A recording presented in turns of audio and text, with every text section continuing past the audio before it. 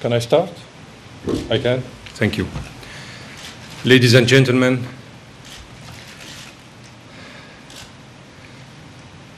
I'm holding this press conference to clarify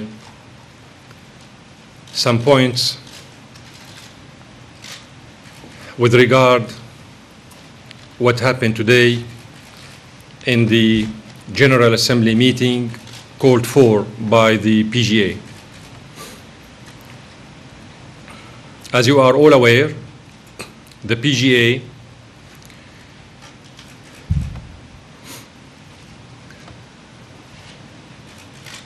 has violated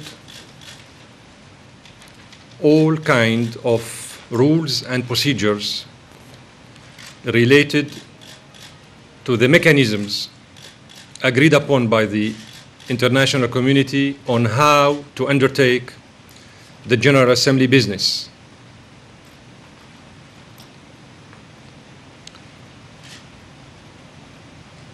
The PGA did not consult with the Syrian government in advance of this meeting. This is the first violation.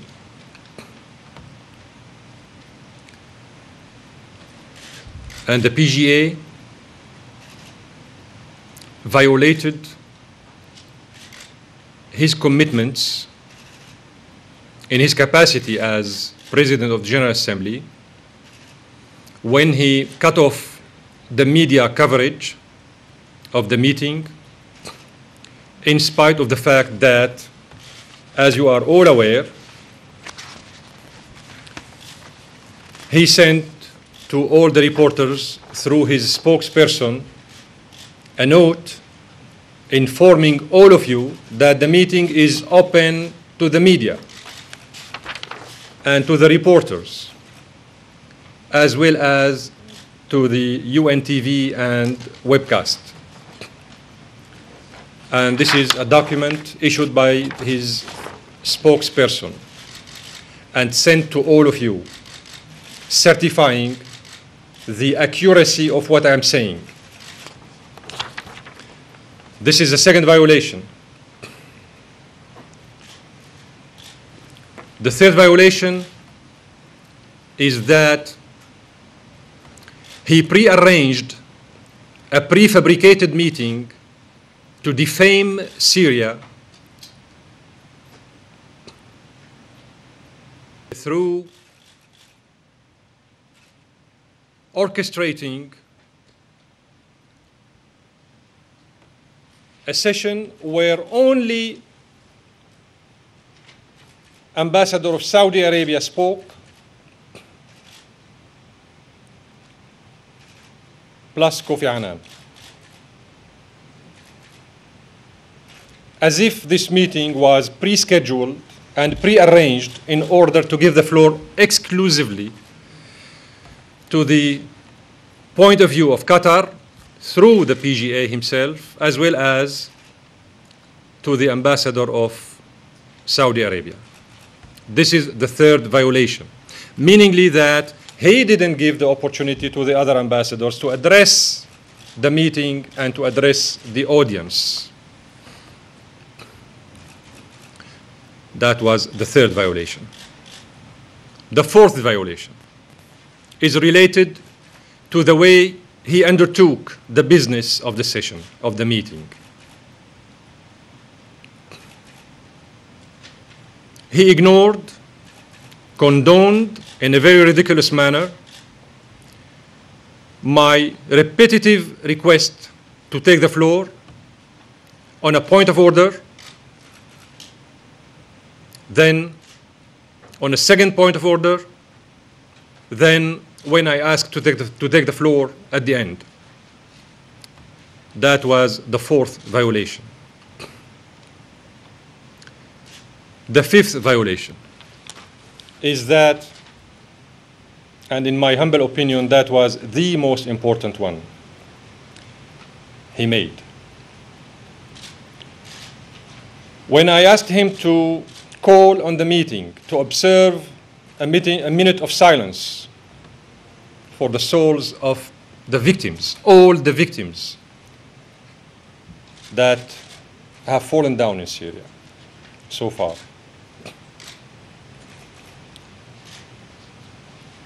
Not only he rejected this request, not only he ignored this simple request, but he avoided even to answer appropriately my question and my request. Meaning that the purpose of the meeting for him was how to defame the reputation of Syria, not to help stopping the violence in Syria and to put an end to the unrest in some hot spots in the country.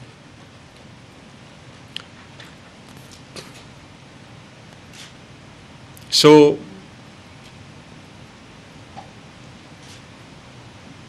these violations have confirmed altogether our point of view, as well as many ambassadors' opinions, that the PGA has misused his post as PGA to impose and dictate on the member states the Qatari and Saudi agendas, rather than to deal, seriously speaking, with the so-called Syrian crisis in implementation of Mr. Kofi Annan's six-points plan. By the way, Mr. Kofi Annan, in his introductory remarks, gave credit to the Syrian government's commitment towards his plan, and he said it in a very clear-cut way, very crystal-cut way, that the Syrian government is fully committed to the success of the mission. So today's meeting was really a pity.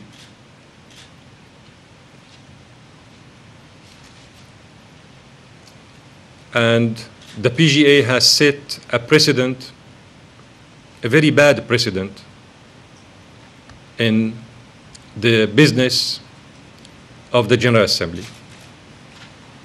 He will have, and his country with him, to bear the responsibility of his acts. Even when the Russian ambassador asked for a point of order, and he politely indicated to the PGA that he didn't set the rules and procedures from the beginning, and he asked the PGA whether his rulings is related to the meeting, to stick to question and answers exercise or to make statements. He didn't even answer that. Number one, because he is not qualified enough to know the rules and procedures. Number two, because he didn't want to engage, politically speaking, with a heavyweight in the United Nations. Number three, because he prefabricated all this meeting in order to give the floor only to Saudi Arabia ambassadors, as well as to himself and the ambassador of the European Union.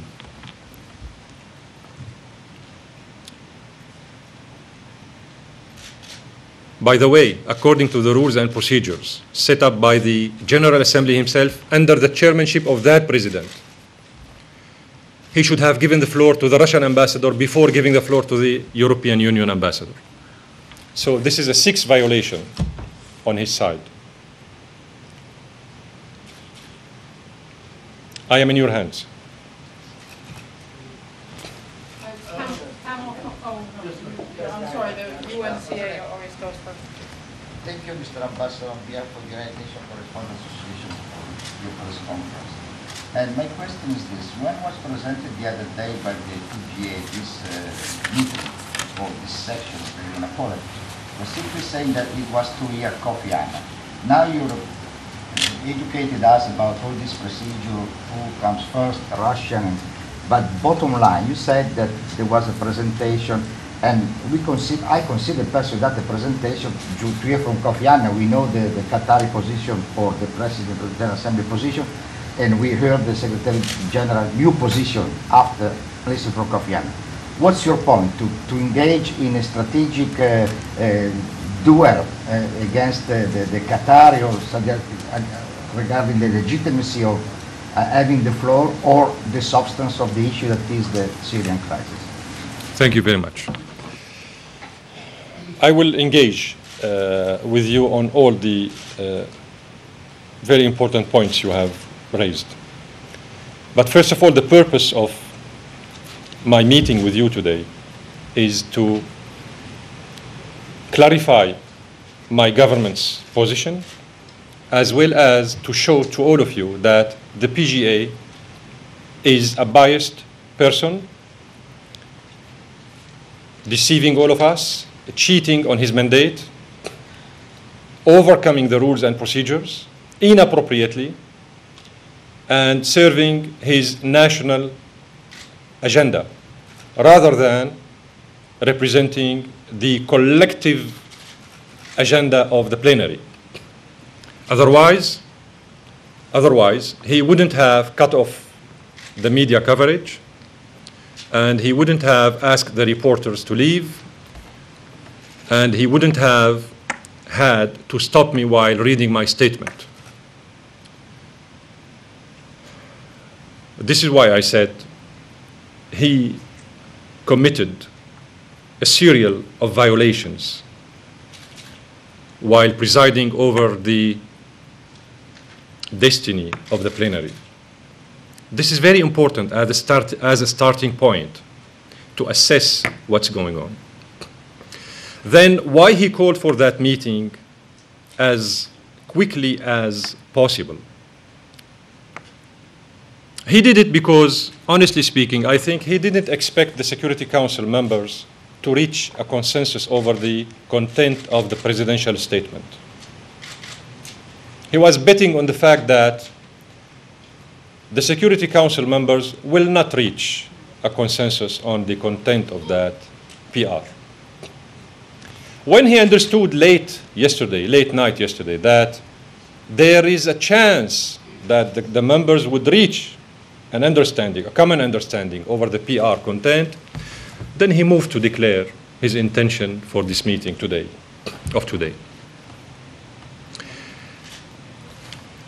Another point, as I said at the beginning, if he had any slight good faith, he would have respected his own instructions of calling on the reporters and the media and the UN TV and the webcasts to come to the meeting. This is his own instructions sent to all of you. But you know what?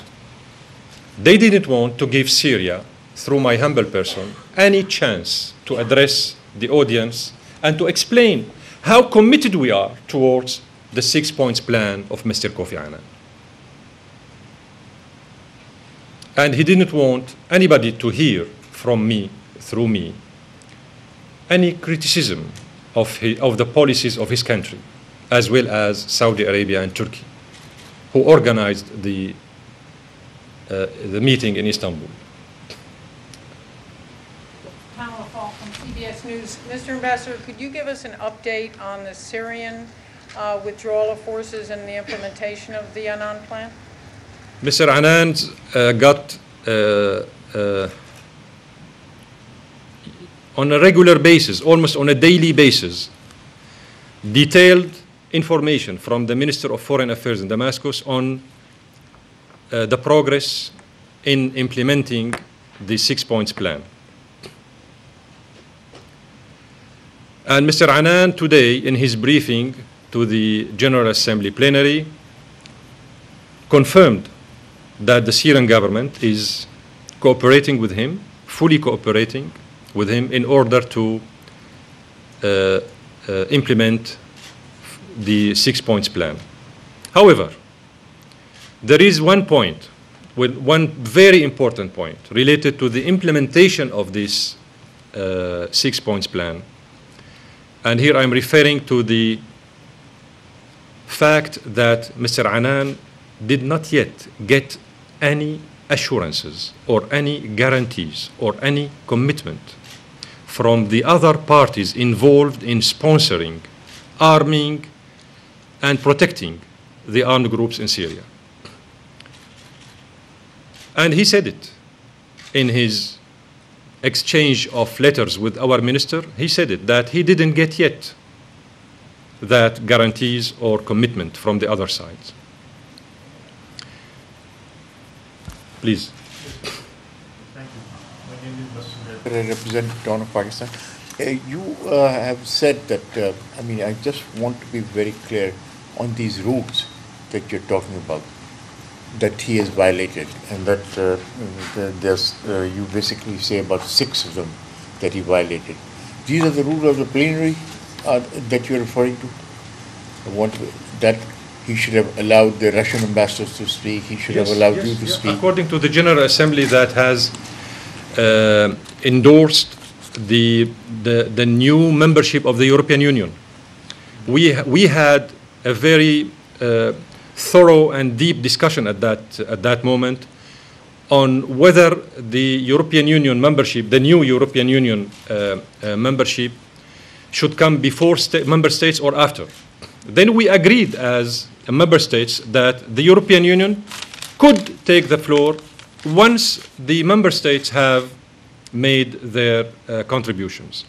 So this is written in the General Assembly resolution, regulating the prescience of speaking in the General Assembly.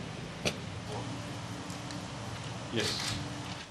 Talal Hash from Al Arabiya News Channel. Would Syria accept the presence of military with the observation mission or monitoring mission? I've heard some countries talking about the need to supply also some military forces to protect the observers. Would Syria accept in its own territory the presence of international force with the mission? And my second question is, would you accepted the withdrawal plan by the 10th from with Kofi Annan?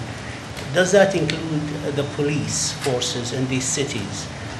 They are not military, but the understanding of the Syrian government, does the withdrawal plans by the 10th of April, does it include also police forces that exist in these cities to keep the peace?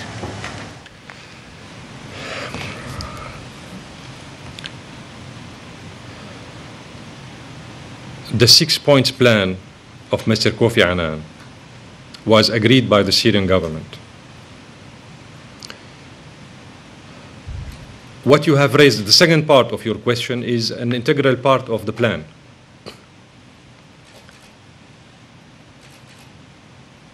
The plan speaks about deployment of observers from the population centers, withdrawal of the heavy army weapons from the population areas, population centers.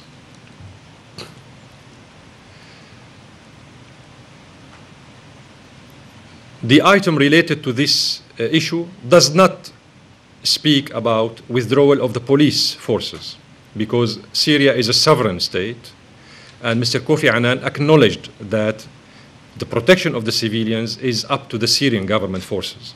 So the government will still keep its law enforcement forces wherever it deems necessary. And Mr. Kofi Annan knows that. He knows that very well. This is with regard to the second part of your question. What was the first part? The first part, the second part was with any mission, any monitoring mission, would Syria allow the presence of military, international military force? No. There will be only observers. Only there civilian, unarmed. there will be only observers, and the mechanisms as well as the nature as well as the mandate are all being discussed right now with the Mr. Anan's technicians But no armed team. No armed observers. What do you mean by armed? You know, carrying guns. I have no idea. Okay. I have no idea. Please. Are you going to follow this violation formally? Yes. Okay, two questions. One, I wondered if you'll make your statement available. And the PGA did say that he would allow 3 minutes for people to speak, and then suddenly you're saying everything was cut off. So I'm wondering if you have any idea why he would say he's giving 3 minutes, and then the TV goes out, and then he cuts you off and cuts off anybody but particular people. And then the second is, there was a Arab League observer mission. I'm wondering if Kofi Annan is aware of the report of that mission, and if you know if the Syrian government, I know, is aware of it, and if Kofi Annan in the negotiations for planning for the new observer mission will build on the lessons from that. Can you give us any insight into that? Number one, the PGA, as you know, cut off the media coverage on purpose in order to prevent me from reaching to the international public opinion as well as to the member states. He did it, and that, according to my humble knowledge, it never happened in the past. It never happened in the past. That means he was scared of the truth. That was not only him, those who pre-arranged the stage of the meeting, as we say. They were scared to give the floor to the Syrian ambassador to express the official point of view of Syria. I think he learned a lesson from the previous meetings. And honestly speaking, I would like to tell you my personal feeling, at least, that the PGA has exercised today a kind of media terrorism on the member states. Terrorism is not only about killings.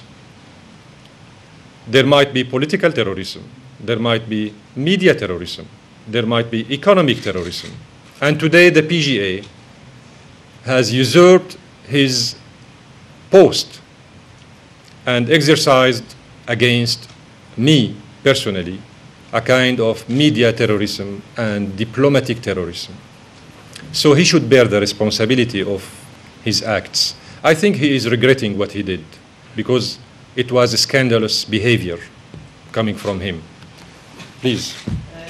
Some people said that And sorry, your second question, very important. With regard to whether Mr. Kofi Annan was aware of the Arab League's observers. The report, which is more important, yes. I think he did. I think that the PGA himself was trying to avoid the issuance of another positive report by the new team of the observers, the UN observers. I will tell you why. Because when the Arab League's observers report was published, it was not sent to the Security Council, as you all know, at the beginning. It was not even translated, and nobody was aware of it in the Security Council. But it's a public document now. It became, later on, a public document upon our own request. But somebody in the coulisses, in the couloirs of the UN, tried very hard to put it aside. They didn't succeed because we asked, formally speaking, and the other delegations at the Security Council asked also, China, Russia, India, Brazil, whatever, asked to have the report available to the member states.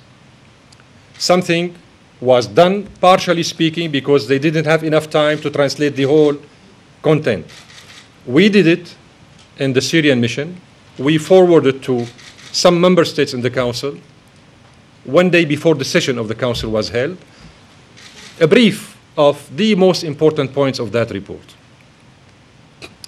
The point is that, and this is very important, when we succeeded in conveying the content of the report to the members of the Security Council, immediately the Gulf Arab states decided to withdraw their observers from the mission in order to kill any chance for this mission to continue its job. So their bad faith and bad intentions appeared long time ago when the issue of the Arab League observers was at the table. Yeah, my question was Sorry for... some officials of the United Nations suggested that they should have approached the office of the PGA in order to have your statement presented at the unofficial meeting, as they called it. Do you think that this is the procedure that should have been followed? The PGA did not consult with us, so we were not aware of his intention to ask for that meeting. So that was what I said at the beginning, a first violation. He did not consult with us. He was trying to overcome our rights as member states in the General Assembly. He called for a meeting on Syria without previous consultation in advance with us. And this in itself shows that from the beginning he had bad intentions towards us. One more point. He spoke in his introductory remarks about democracy and human rights. This is really ridiculous, coming from somebody whose country does not have a constitution, does not have a parliament, whose population is almost the inhabitants of a small neighborhood in Damascus, trying to manipulate everybody through the petrodollars, lying on everybody, causing the division of Sudan, creating troubles between Eritrea and Djibouti and Ethiopia, participating with the NATO in bombing Libya, while Qatar is, as you know, a member of the Arab League, and Qatar is a signatory member in the Arab League of the Arab Pact of Mutual Defense. So they went too far, and they are going too far in their very light diplomacy. Another thing regarding the talking to the opposition, some officials, Mr. Nasser Qudwa, suggested that the opposition is talking in a coherent voice now, and that they could come with a coherent answer regarding the ceasefire. Does your government view the things the same way? Not at all. The national honest opposition inside Syria, and this is a news, I'm going to give it to you, will join the National Inclusive Dialogue very soon. They will be participating at the National Inclusive Dialogue very soon in Syria. And this is part, by the way, of Mr. Kofi Annan's 6 points plan. So the national patriotic opposition within Syria will be on board in this National Inclusive Dialogue. And the announcement will be issued in Damascus soon. The external opposition, the external wing of the so-called opposition, those who attend the meetings in Istanbul and elsewhere, are all being manipulated by the petrodollars as well as by some Western capitals, and are all encouraged not to engage in the national dialogue, not to give up their weapons, and not to observe the deadline set up by Mr. Kofi Annan for April the 10th to stop the violence and get on board of the national dialogue. So we have a problem here. We have a dilemma. Qatar, Saudi Arabia, and Turkey asked the Syrian external opposition wing outside during the meeting in Istanbul. They asked them not to engage in the dialogue, not to give up their weapons, and they provided them financial assistance as well as military assistance. They even, and here I am referring to Qatar, Saudi Arabia, and Turkey, they even told the members of the so-called Free Syrian Army that they will provide them with monthly basis salaries. Then somebody should ask these countries, what are you doing? Either you should commit yourselves to Mr. Annan's mission and stop inciting to violence and manipulating the external wing of the opposition by not providing financial and military assistance, or you should say that you are seriously implicated and involved in creating a parallel track to Mr. Kofi Annan's mission in order to undermine the mission of Kofi Annan. Something is wrong in their behavior and in their policies. The Syrian government agreed to Mr. Kofi Annan's plan on the 25th of March. April the 1st, Istanbul meeting is held. What for? If Syria said a week ago that the government is on board with Mr. Kofi Annan, why holding this meeting in Istanbul a week after? To create a kind of confusion in the mind of the public opinions? Or what? Why calling on the military, on the armed groups in Syria not to give up their weapons, not to stop their violence, while the Syrian government said a week earlier that we are on board? So everybody should stick to the fact that we should all encourage Mr. Kofi Annan's plan, and we need to get commitments from the Qatari, from the Saudis, from the Turks, from the French, from USA, that Annan should be given a chance in order to succeed in his mission. If the Syrian government observed the stopping of the violence on April the 10th, and the other side will not, who would fill the vacuum in case the heavy military units of the Syrian army would withdraw from these hotspots? And the other party will not observe the end of violence and the stopping the fire. Who would fill the vacuum? This is exactly what happened with the Arab observers when the Gulf states withdrew their observers, and they did it on purpose in order to create a vacuum that will be filled by the elements of the armed groups. This is why we are saying, Mr. Kofi Annan, please give us guarantees and commitment that those who are in Qatar and Saudi Arabia and Turkey are on board before reaching the deadline of April the 12th. In the back, please. The way you spoke, you have talked about a lot of things concerning the PGA. You said his bias and so many others. Now I want to find out from you. I don't think you are indifferent to the decision of the General Assembly. And if you are not, either do the PGA. So, what is your view? Are you against peace returning to Syria? From your comments. Well, thank you for this question, but it's not relevant to what I said. It's not relevant to what I said.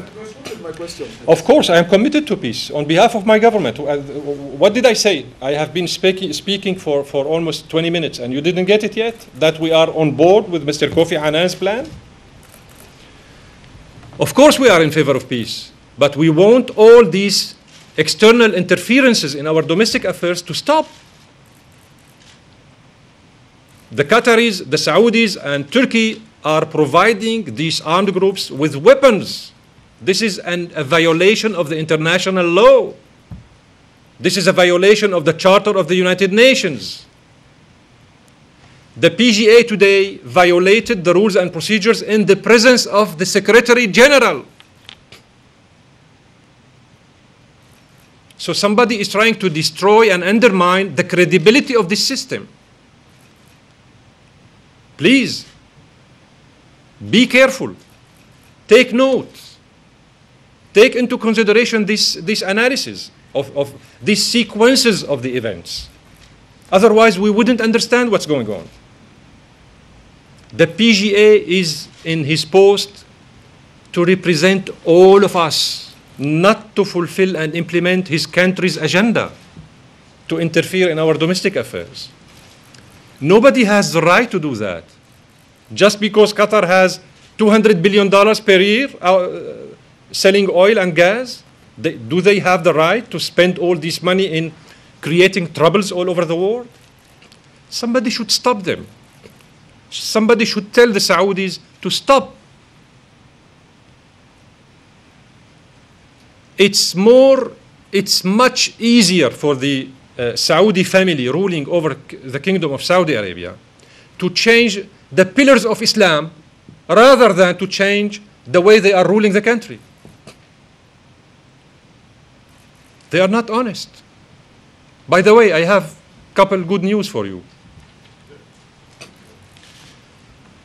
The Saudi Mufti, they call him the great Imam, now issued a fatwa, a consultative religious opinion, saying that the young people have now the right to enter the malls. Now they could enter the supermarkets. The young people in Saudi Arabia now could enter the supermarkets. Could you believe it? We are on April the 5th, 2012. And the Saudi Imam is still thinking about whether the young people should have access to the malls or not. The second good news, another fatwa from the same Imam saying that women could attend the football matches, but in separate places. And they should not raise their voices when they get excited by the game. And they should abstain from attracting the attention of the males in the stadium. This is the second good news. The third good news, always coming from Saudi Arabia. I don't know whether it is good or bad. For me, it is ridiculous, but I will say it. The same Imam, gentlemen, ladies and gentlemen, said that all churches in the Gulf area should be destroyed. And that a Christian or a Jew should not have the right to be buried in the area of the Gulf states. We are April the 5th, 2012, and we still hear such ridiculous and provocative statements coming from Saudi Arabia on behalf of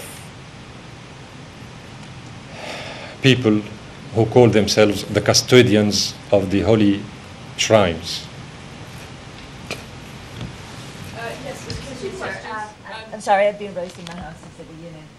And Sorry, I feel you're doing to me what you were done this morning. I didn't pay attention, sorry. Yeah. Thank you very much. Your government said that they have partially withdrawn from 3 cities. And American Ambassador Susan Rice said this morning that they know that actually the violence have intensified in those 3 cities. Even yesterday was the worst under what they apparently know. And she said that they want actions and deeds instead of words. What do you think is happening here? Why there is such a disagreement in what your government is saying and what the U.S. say they know? the U.S. officials,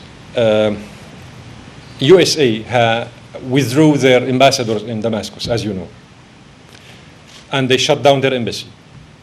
So when the American ambassador says that she knows, actually she doesn't know, because she doesn't have any eyewitnesses on the ground. But they have plenty of satellites and Hold on, sources hold and on. intelligence. That did not serve them at all. When they invaded Iraq, they falsified facts. When they invaded Afghanistan, they falsified facts. They do have all kind of sophisticated technology, but they don't take good advantage of them.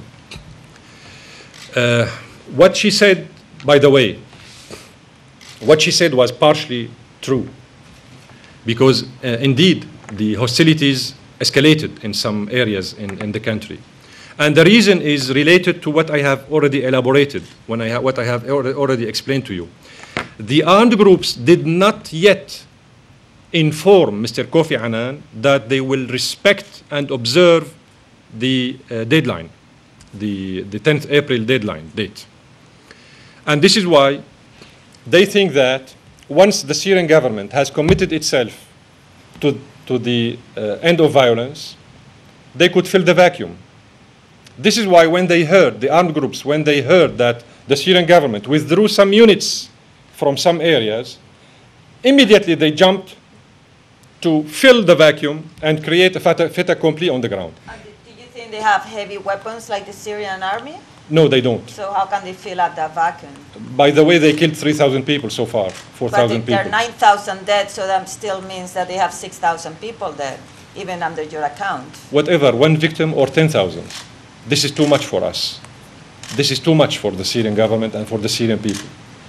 When I asked the PGA today to observe a minute of silence, he didn't accept, because he doesn't care about the blood of the Syrian people. If he cares, he would have observed a minute of silence for the souls of the Syrian victims. So somebody is trying to take great advantage of any vacuum that might be created by the withdrawal by the government of its heavy weapons from the hot spots. And by the way, the Syrian government withdrew indeed some military units. Every day they do it, and they inform Mr. Kofi Annan about it. So Mr. Annan is aware on a daily basis of the withdrawal of some military units from the hotspots. But he himself said that he couldn't corroborate it. Who? Mr. Kofi Annan said he just had that statement from your government, but he couldn't corroborate it. When he will send the observers, they will check it on the ground. Mr. Ja'afari, But we need another commitment from the other parties. Otherwise, that would be a Tom and Jerry game. But do you mean that you're not going to comply with that commitment unless No, you have their we are word? not saying that. No, you know what? What will happen is exactly similar to what happened with the Arab League's observers' missions. And you will see. And you will see. just to follow up on the question just asked, Mr. Annan said not only that he couldn't corroborate some of the information that was being given, he said there had been reports, or the government had said it had partially withdrawn from 3 cities, but clearly he said the military operations were ongoing and the violence hadn't stopped. So what is your intention in terms of stopping the military operations completely? Is the intention to do it by the 10th of April or to continue depending on the circumstances on the ground? And my second question... Hold on. Yes. Your first question. The Syrian government is committed to making the mission of Kofi Annan's a successful one. Second, we are acting according to the provisions of Mr. Annan's plan. Third, Mr. Annan's plan acknowledged in the negotiations with him as well as with his teams in Damascus, acknowledged the government's right to protect the civilians from the armed groups. Number 4, the withdrawal of the heavy weaponry will take place by April the 10th. Number 5, we need a crystal-cut commitment and a guarantee by Mr. Annan himself, after he consults with Qatar, Saudi Arabia, Turkey, and the others, that once the government will observe and will respect the end of violence, the other parties will do the same and will not fill the vacuum. Could I be more clear than this? And will you need that guarantee before you finish your pullout, Mr. Ja'afari? That is an integral part of the common understanding between Mr. Kofi Annan and the Syrian government. Thank you, Mr. Ambassador, for this briefing. My name is Abadi. I'm from Milafat Le Dossier. From Le Dossier newspaper. Le Dossier. Le Dossier. Okay. I have been here at the United Nations for over 45 years, both as UN official as well as correspondent afterwards. And I have seen diplomatic quarrels both within the General Assembly as well as in the Security Council, even during private consultation, which I had the honor to serve. Your wisdom. I have never seen such strong attack of one diplomat against the other, although I have witnessed many attacks during. It's not personal. It's against the policy of his country. It's not personal. And I understand exactly how you feel, but I suppose that the president will have an opportunity to answer questions. What is your question? Kofi Annan says that in order to seize all the violations in Syria, you need an incredible system of supervision. What is, in the Syrian government's view, credible? What kind of system do you consider to be credible? Does it imply a military component in it or not? Mr. Annan's plan is a comprehensive one. It doesn't only state or speak about the deployment of the observers. It addresses many important points. This is why it's called 6-point plan. One of them is the deployment of the observers, but the others are not less important. So we should look at the picture in its entirety, in its comprehensiveness. And I'm glad that the Syrian case has attracted your attention after 45 years of serving as a reporter at the United Nations. That means it's worth it. So we have to look at the issue in its panoramic dimension, rather than to focus on one point. But I will not disappoint you. I will answer your question by saying that by common agreement between Kofi Annan and the Syrian government, one component of the plan, which is the deployment of the observers, will take place. So we are not hiding the truth. But everything will be under, in respect of the Syrian sovereignty. Everything will be led Syrian process. Syrian-led process. So the government will be there.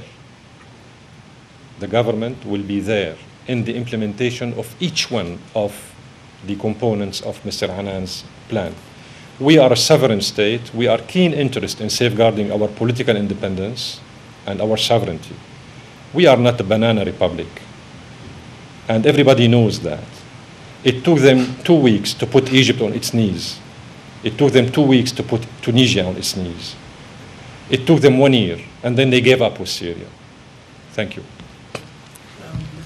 Matthew, please. Yes, just to try to drill down into what happened earlier today, I asked the spokesman for the Secretary General why the UN TV cut off. And he said, I wanted to like your response. He said it was an informal meeting, so these are generally not televised, but because Ban Ki-moon spoke and the PGA and Kofi Annan, there was, quote, evident public interest. So they televised that portion but not the other. I wanted to know what you think of that response, and also more generally, what you think of the Secretary General's role in this year that you've talked about. I mean, he's acknowledged taking flights from the Qatari government. He's in most circumstances, he says that things are up to my comment, for example, on hiring an alleged war criminal as his own advisor.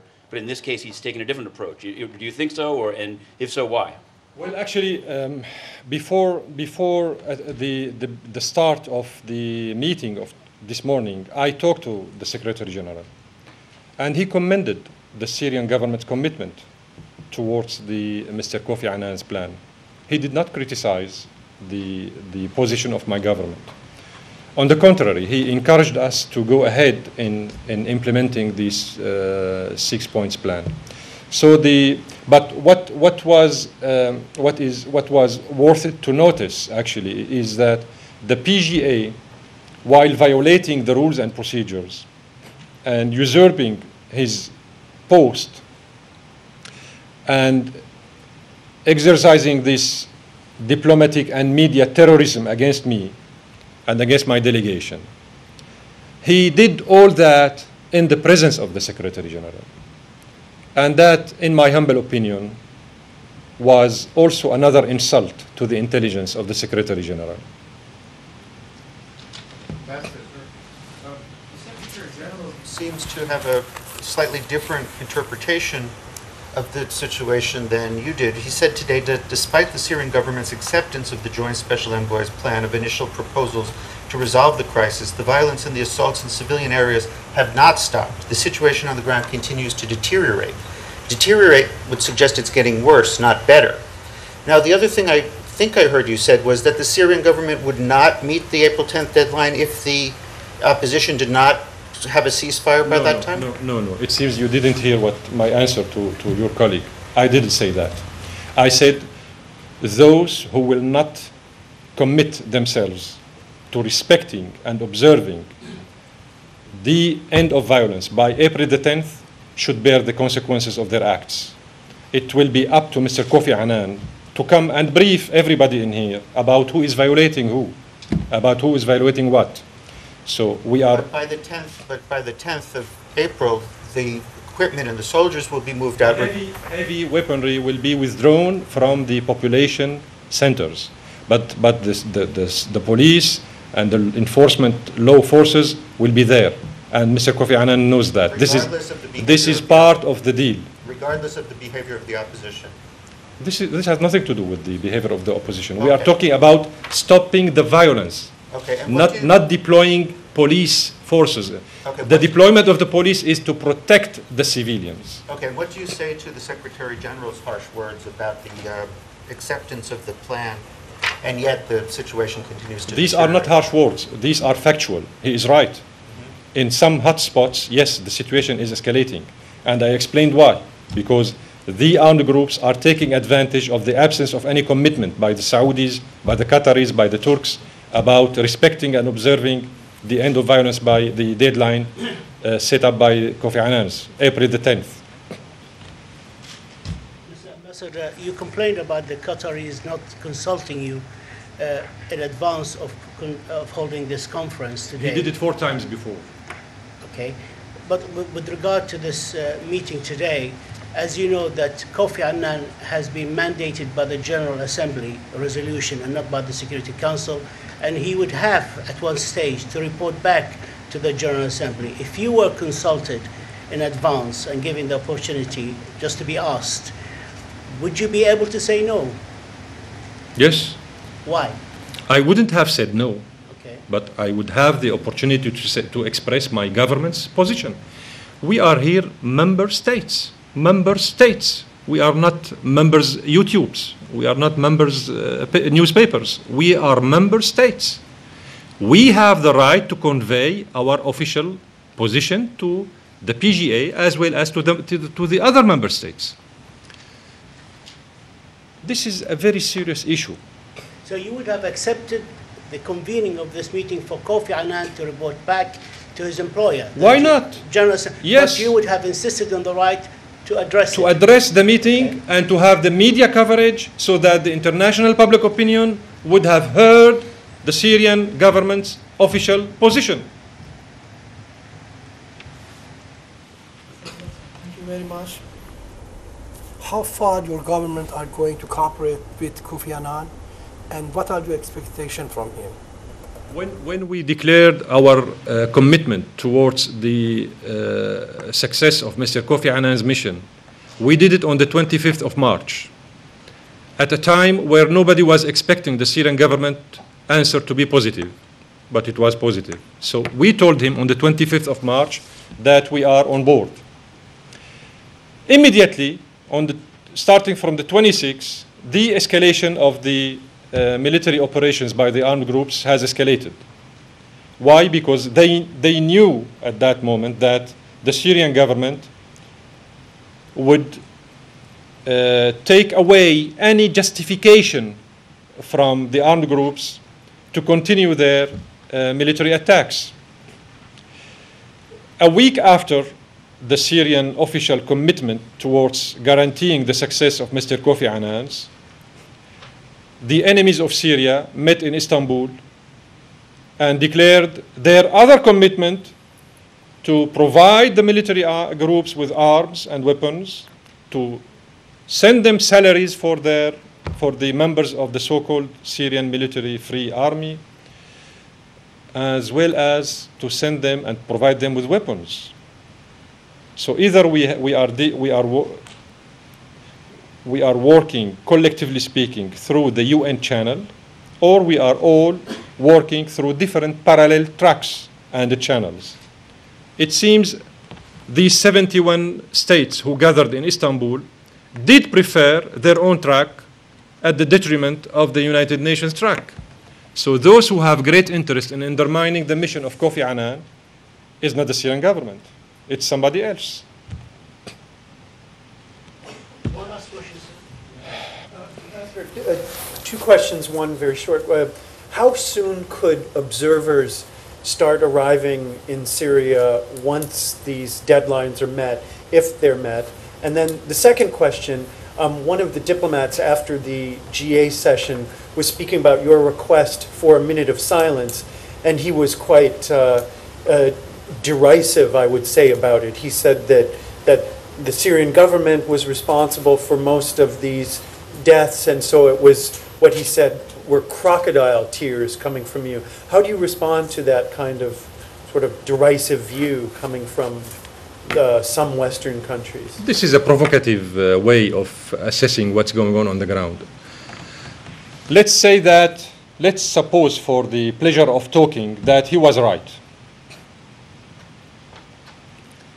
Actually, I didn't ask to observe a minute of silence for the souls of the victims who were killed by the armed groups.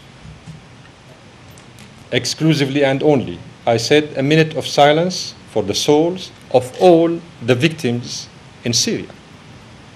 All the victims. Whoever is behind the killings. But the point was that they don't care about the Syrian blood, whether it is coming from the ranks of the government forces or from the rank of the armed groups or the opposition or the civilians. Their main interest is to create and to implement their own interventionist agenda into our domestic affairs. If he was really sincere about being keen interest of safeguarding the Syrian blood, if he was a little bit smart, he would have played this game and stood for one minute of silence. But unfortunately, he wasn't. Master, on this follow what Louis said about this, deployment of observers and monitors, which is essential if once the ceasefire is reached. So, do you think that they will have complete freedom to, monitor the ceasefire? Absolutely. Absolutely. Yes, sir. Absolutely. Because as I said in answering the question of our colleague here present, I said the plan of Kofi Annan is about 6 important steps, not only one. Once implemented on the ground, you will see that in principle, in theory, the violence should end. As far as we are concerned, the way we look at it, in theory, if we implement and everybody is committed to the 6 points plan, things should be very quiet on the ground. Because the issue is not only about deploying observers. The deployment of the observers, you know why? What is the main task of that? Is to supervise and make sure that the implementation of the 6 points is going on very well. So they are not going to control or monitor the Syrian army or the Syrian police or the Syrian authorities. They are going there to double check and to supervise and monitor the implementation of, by all sides, of the 6 points plan. Please. This is the last question. Mr. Nasser al-Qudwa has been conducting many talks with what you describe as external Syrian opposition. Have you taken these talks that he held and the results of these talks, which we hear at the highest level at the UN that they have been very encouraging from the Syrian opposition, have you taken them into account, or is it because Nasser al-Qudwa you have a position from Nasser al-Qudwa you haven't? I haven't heard, neither my government did, any encouraging news coming from the external wings of the armed groups. I haven't heard so far any positive. Are you privy to the results of his meetings? I am what? Are you privy to the aware of the results of his talks with the? We deal with Mr. Kofi Annan in his capacity as a special envoy of the United Nations. Has he informed you? Only. Has he informed you? Has he informed you of Nasser al-Qudwa's talks? I don't know. I'm not aware. Okay. Mr. Annan I'm said not in aware. his speech today that the opposition, all elements of the opposition, had committed to the plan. So he himself is saying that they're on Excellent, board. excellent. We need it in a written form. So you don't believe him? We need it in a written form. The way we informed him that we are on board, we send him a letter. This is going to be part of history. We need a written commitment by everybody, including the Imam of Saudi Arabia. Thank you.